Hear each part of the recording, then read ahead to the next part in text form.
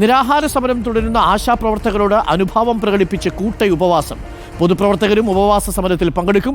Secretariat പടിക്കൽ നടക്കുന്ന ഉപവാസ സമരത്തിന് പിന്തുണ പ്രഖ്യാപിച്ച് വീടുകളിലും സ്ത്രീകൾ സമരത്തിൽ പങ്കാളികളാകും.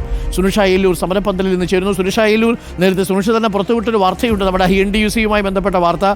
ഈ സമരത്തിന് INTUC പൂർണ്ണമായും ഒട്ടും പിന്തുണയില്ലെന്ന് മാത്രമല്ല പൂർണ്ണമായിട്ടും തള്ളുന്ന സാഹചര്യത്തിലാണ് ഇപ്പോൾ ഉപവാസ സമരം കൂടി നടക്കുന്നത്. ഉപവാസ സമരത്തിൽ പങ്കെടുക്കാൻ ആളുകൾ സമരപ്പന്തലിലേക്ക് എത്തിച്ചേർന്നോ? എന്താണ് അവസ്ഥ?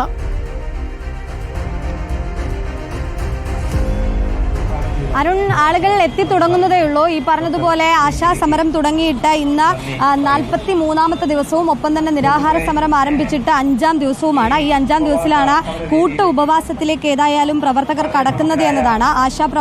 ഈ ആശാപ്രവർത്തകരോട് അനുഭാവം പ്രകടിപ്പിച്ചുകൊണ്ട് സമരവേദിയിൽ നിന്ന് കൂട്ട ഉപവാസം നടക്കുകയാണ്. അല്പസമയം മുമ്പ് ഉദ്ഘാടനം നിർവഹിച്ചു കഴിഞ്ഞു. നമുക്ക് കാണാൻ കഴിയും ആശാപ്രവർത്തകരൊക്കെ തന്നെയും ഈ സെക്രട്ടേറിയറ്റ് പടിക്കൽ കിടന്നിരിക്കുന്നത്. ഇവർ ഉപവാസത്തിലേക്ക് കടന്നിരിക്കുന്നു എന്നുള്ളതാണ് മനസ്സിലാക്കാൻ കഴിയുന്നത്. പിന്തുണ പ്രഖ്യാപിച്ചുകൊണ്ട്, ഈ ഉപവാസ സമരത്തിന് പിന്തുണ പ്രഖ്യാപിച്ചുകൊണ്ട് മറ്റു വീടുകളിലും ഇന്ന് ഉപവാസവുമായി സ്ത്രീകൾ സമരത്തിൽ പങ്കാളികളാകുമെന്നുള്ളതാണ് അറിയുന്നത്. ഒപ്പം തന്നെ സാമൂഹിക, രാഷ്ട്രീയ, സാംസ്കാരിക രംഗത്തുള്ളവരും ഇവർക്ക് അനുഭാവപൂർണ്ണമായ നിലപാട് അറിയിച്ചുകൊണ്ട് ഈ ഉപവാസ സമരത്തിന്റെ ഭാഗമാകും. സമരവേദിയിൽ എത്താൻ കഴിയാത്തവർ അതത് സമര കേന്ദ്രങ്ങളിൽ ഉപവാസം നടത്തുമെന്നുള്ളതാണ് നിലവിൽ അറിയാൻ കഴിയുന്നത്. ഒപ്പം തന്നെ നിരവധി ആളുകൾ ഇവിടേക്ക് എത്തിക്കൊണ്ടിരിക്കുന്നുണ്ട്. അല്പസമയം മുമ്പ് AP അബ്ദുള്ളക്കുട്ടി ഈ സമരവേദിയിലേക്ക് എത്തിയിരുന്നു. ഒപ്പം തന്നെ ഇത് കേന്ദ്രത്തിനെ അടക്കം ഈ വിഷയം അവതരിപ്പിക്കുമെന്നുള്ളത് കൂടി അറിയിക്കുകയും ചെയ്യുന്നുണ്ട്.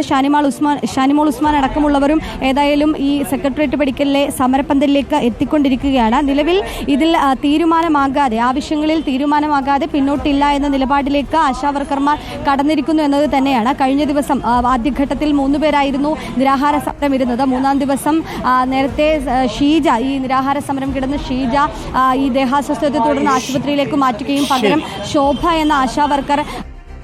ശരി, സുനിഷ ആണ് വിവരങ്ങൾ നൽകുന്നത്. കൂട്ട ഉപവാസമാണ് ഇപ്പോൾ സമരപ്പന്തലിലുള്ളത്. അതിലേക്ക് ആളുകൾ എത്തിച്ചേരുന്നു.